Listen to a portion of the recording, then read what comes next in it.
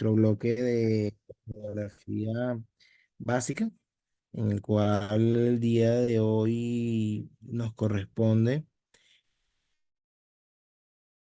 digamos, dar de una manera un poco académica para que podamos entender a futuro cómo van a funcionar estos medios o estos contrastes en la tomografía, en la resonancia o en su defecto en el estudio en el que vayamos a realizar, ya sea también como el caso de las radiografías que vimos en los bloques anteriores. En este caso, los medios de contraste en la tomografía básica nos van a permitir un diagnóstico precoz, un diagnóstico preciso y nos van a permitir hacer un abordaje un poco más precoz y realizar diagnósticos diferenciales de manera oportuna, ¿no? Entonces, iniciando, ¿qué es lo que conocemos como contraste? Bueno, a gran rasgo, estos son sustancias que van a ser introducidas a nuestro organismo por distintas vías de administración, dependiendo del contraste nos lo permita, ya sea por vía parenteral, vía oral, transrectal, o transvaginal en el caso de las mujeres, ¿no? Y bueno, básicamente esta sustancia que va a poseer unas características especiales nos va a permitir, dentro del estudio de imagen, diferenciar los distintos tejidos, órganos y teñir de una forma más precisa, o lograr diferenciar de una manera más precisa si hay algún tipo de lesión en dichos tejidos o en su defecto si hay alguna enfermedad o alguna patología en los mismos. Eh, Estos compuestos pueden aplicarse, como ya lo había mencionado, de distintas maneras en nuestro organismo. Y bueno, y tienen como ese objetivo facilitar la visualización de los órganos fluidos, o incrementar su sensibilidad y especificidad al momento de la prueba radiológica. En la actualidad, los medios de contraste funcionan o constituyen una fuente de información muy valiosa, sobre todo en la tomografía axial computarizada, donde nos permite dar un diagnóstico rápido a los problemas de salud de la población. ¿En qué pruebas se pueden utilizar? O básicamente, ¿cuál va a ser el mecanismo o cuál, digamos, cuál va a ser el principio? El contraste se observa en la imagen o se va a observar en el tejido, ya sea circundando, rellenando o destacando una zona. Estas zonas van a ser los órganos, vasos sanguíneos o en su defecto tejidos que se están buscando analizar. En la mayoría de los contrastes van a ser utilizados o empleados de manera endovenosa. Pero sin embargo, en el caso de por lo menos los estudios angiográficos, suelen utilizarse por vía intraarterial.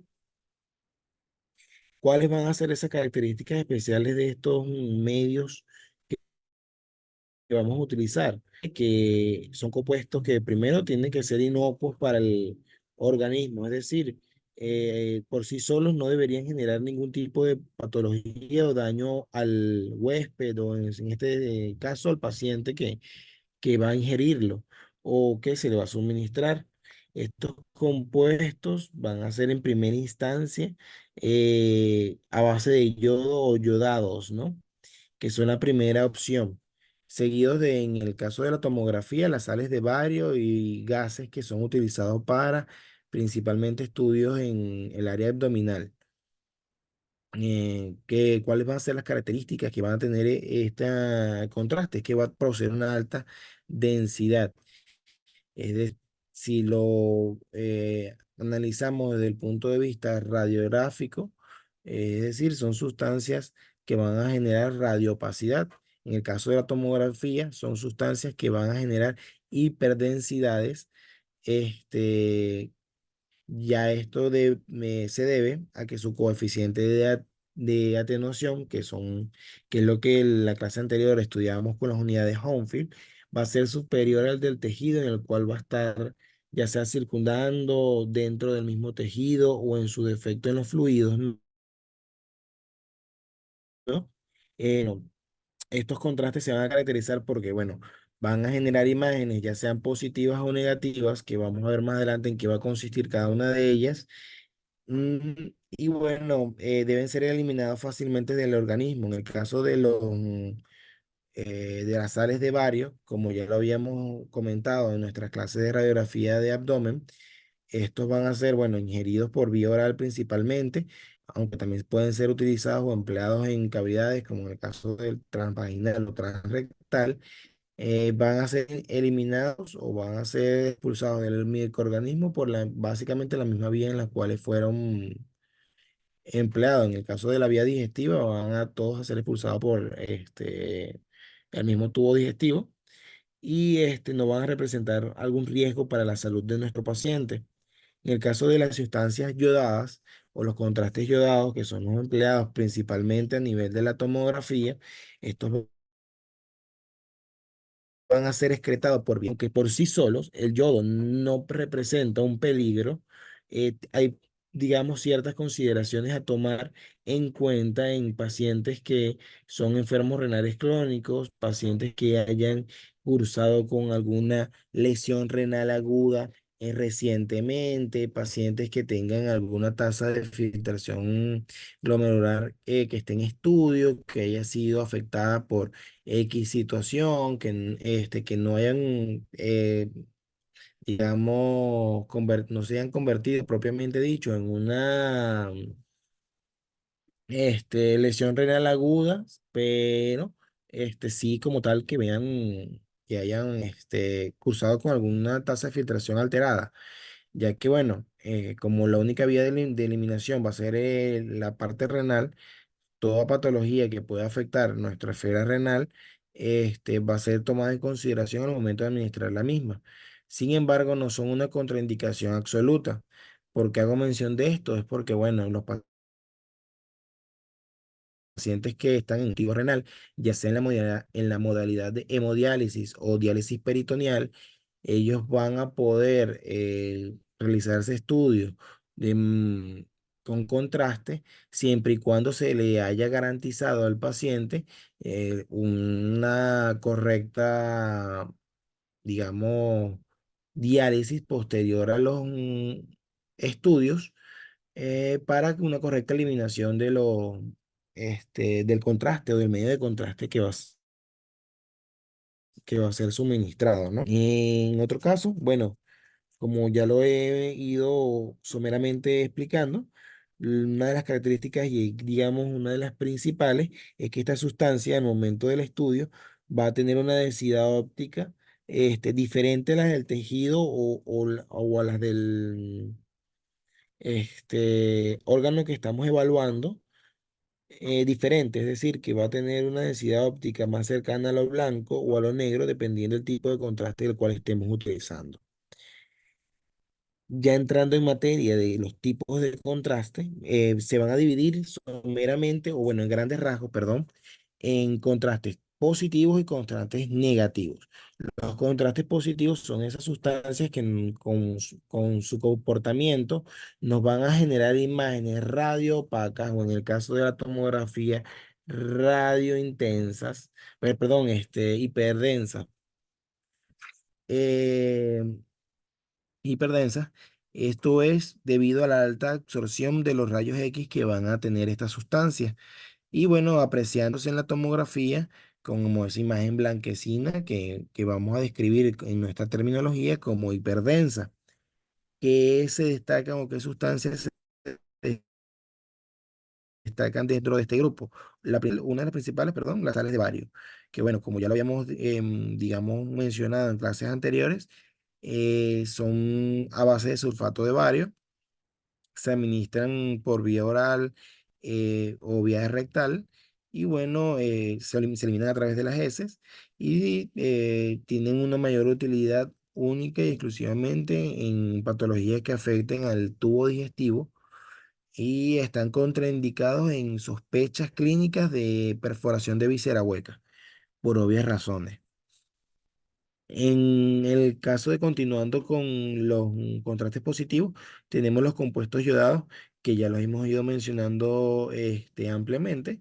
Básicamente ellos se comprenden por una estructura química que son el ácido benzoico, que estos van a tener tres átomos de yodo, principalmente los carbonos 2, 4 y 6. Su administración puede ser muy variada, básicamente desde la vía intravenosa o hasta la aplicación directa en el tejido que estamos evaluando, hasta permitiéndose emplearse de forma percutánea, intravenosa, intraarterial o en su defecto hasta oral o transrectal. Y bueno, su eliminación, como ya lo expliqué, va a ser renal. Son sustancias muy solubles, ya sea en medios acuosos o en medios licenciar. Y en el caso de ellos, bueno, poseen gran toxicidad debido a su viscosidad y su elevada molaridad. Pero a mayor, digamos, manera, ellos son bases excretados por manera renal, de manera como un metabolito inocuo, y su concentración de yodo en el tejido, es decir, dependiendo de la concentración que este vaya a adquirir dentro del tejido o la concentración en la cual sea administrada por vía endovenosa o vía oral, eso va a condicionar la absorción que va a tener el mismo al momento de realizarse el estudio. Ese compuesto yodado se va a dividir de acuerdo a a qué tan soluble es en un medio, ya sea lipídico o un medio, en el caso de los contrastes yodados que son liposolubles, básicamente, como su nombre lo indica, no se permiten diluirse en agua o en medios acuosos, tiene una elevada viscosidad y su indicación está confinada a estudios especiales, principalmente a nivel de las linfografías. Mientras que los compuestos que son hidrosolubles, como el contraste yodado, hidrosoluble, es el que es más ampliamente utilizado, básicamente en casi todos los estudios en los cuales vamos a solicitar con este contraste. Y esto, bueno, básicamente va a permitirnos ver el aparato digestivo, urinario, cardiovascular, reproductor. Nos va a permitir también teñir tejidos a nivel del cuello, a nivel hasta en tórax puede servirnos. Y bueno, en el caso de los contrastes negativos, contrario de lo que habíamos mencionado en los contrastes positivos, en este comportamiento, al esta sustancia no absorber estos rayos X, van a tener una apreciación de un color negro, es decir, hipodensa en el caso de la tomografía o radiolúcida en el caso de la radiografía, como ya lo habíamos estudiado.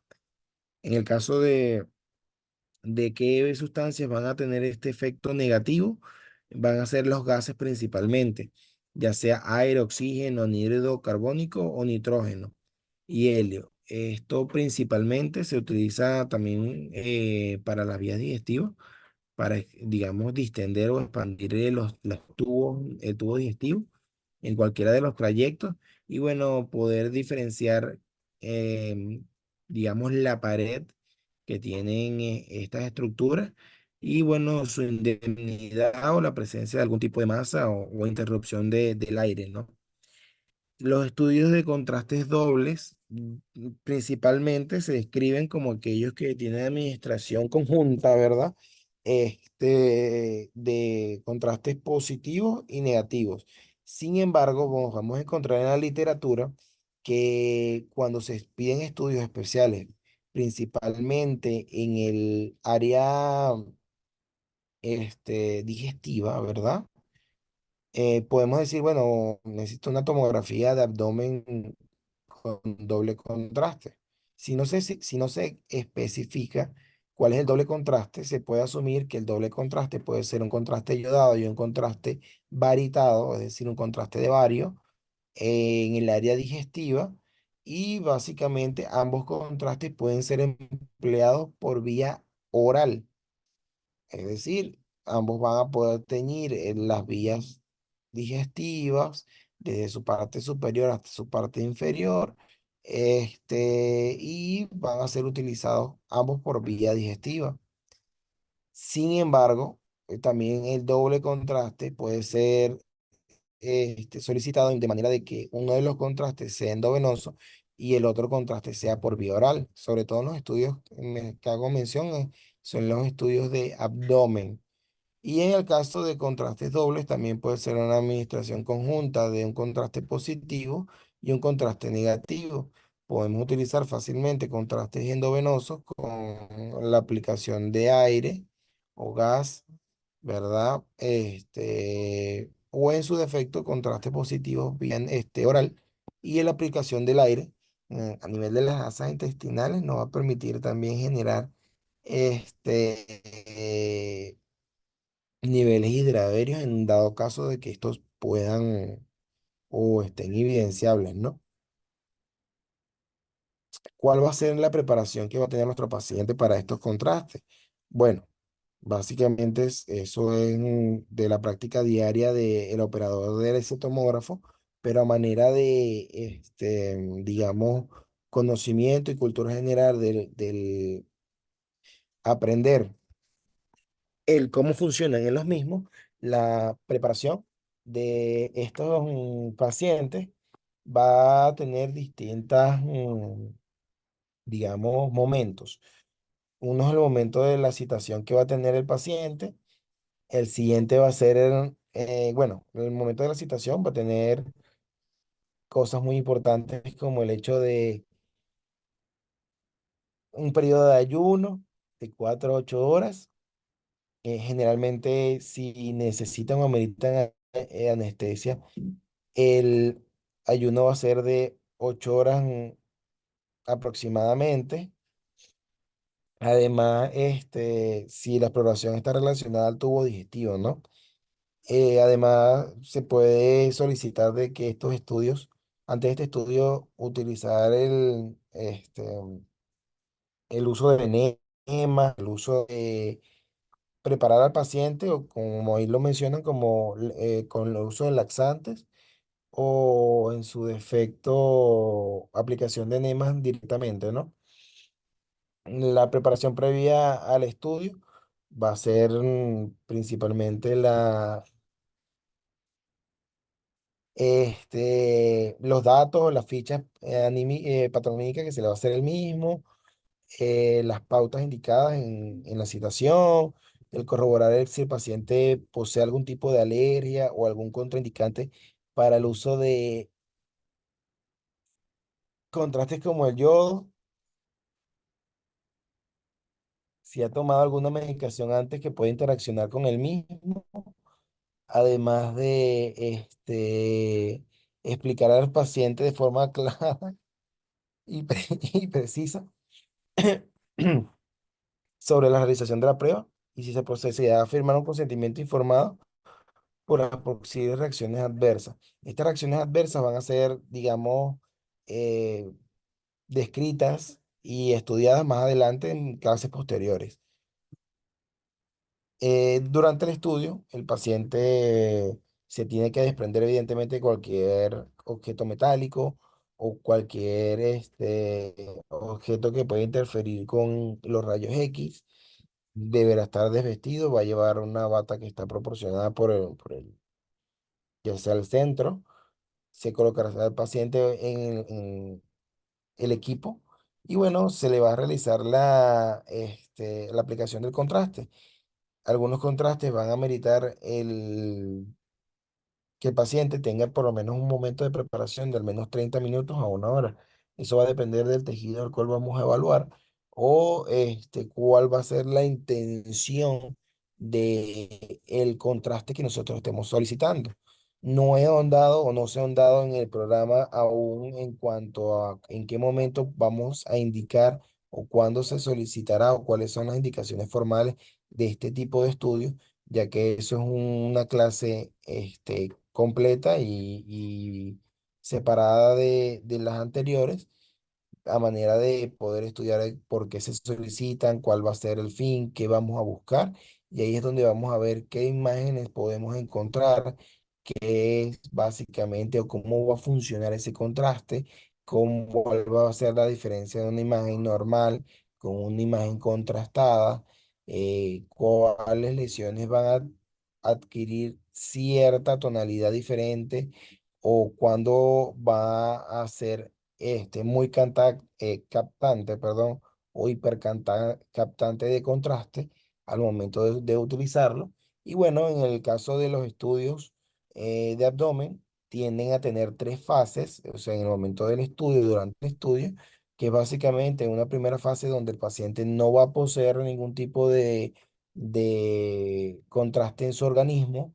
El segundo momento es cuando este va o sea, o se ingiere o se administra el contraste y se realiza en un segundo momento y en un tercer momento, ya sea cuando se aplique el segundo contraste o cuando ya tenga un espacio por lo menos de una hora de administración del mismo. Y esto, digamos, son las fases en las cuales te señala el estudio, siempre y cuando, bueno, se haga con los protocolos adecuados y sean empleados de la mejor manera, ¿no?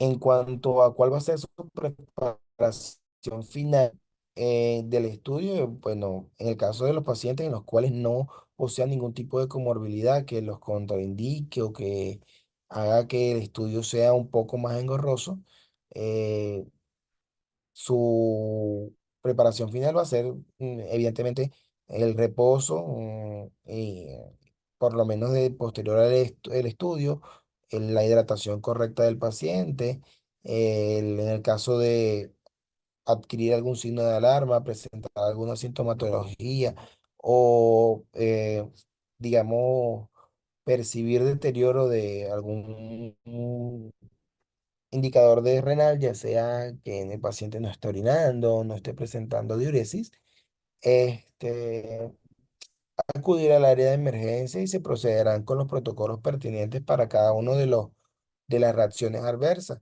que las mismas también vamos digamos, presentar casos clínicos de la misma para poder estar conscientes de que vamos a considerar una reacción adversa como tal contraste o una reacción adversa al estudio o que va a ser considerado en su defecto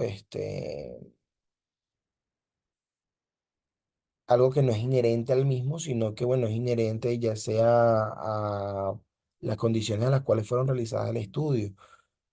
¿Cómo lo vamos a abordar? Y básicamente en la práctica diaria, ¿qué vamos a poder solicitar o en su defecto indicar al paciente para mejorar su condición clínica? En esta última lámina, lo que quiero, digamos, a manera de englobar en la clase del día de hoy, es que, bueno, dependiendo del método diagnóstico que vayamos a utilizar, sea radiografía, sea resonancia magnética, sea ultrasonido, sea la tomografía, que es digamos, el bloque que estamos estudiando, van a existir distintos tipos de contraste que van a tener varias maneras o formas de administración que van a tener sus propias indicaciones, ¿verdad? Y que van a, digamos, darle herramientas al médico y al personal de salud para generar un diagnóstico precoz, correcto, y en su defecto poder instaurar tratamiento o darle, digamos, respuestas a nuestro paciente de manera oportuna. Aquí estamos que, bueno, principalmente en las tomografías, como ya lo mencionamos, varios, yodo, y los que corresponden con el aire, o el CO2 en su defecto, y un empleo de contraste imprescindible, que el paciente firme un consentimiento informado. Las dosis administradas se calculan siempre por peso y la edad del paciente, y las dosis habituales en los contrastes endovenosos tiende a ser un cc por kilogramo de peso. Y bueno, como ya lo mencionamos, son dos grandes grupos, los positivos y los negativos. Muchas gracias.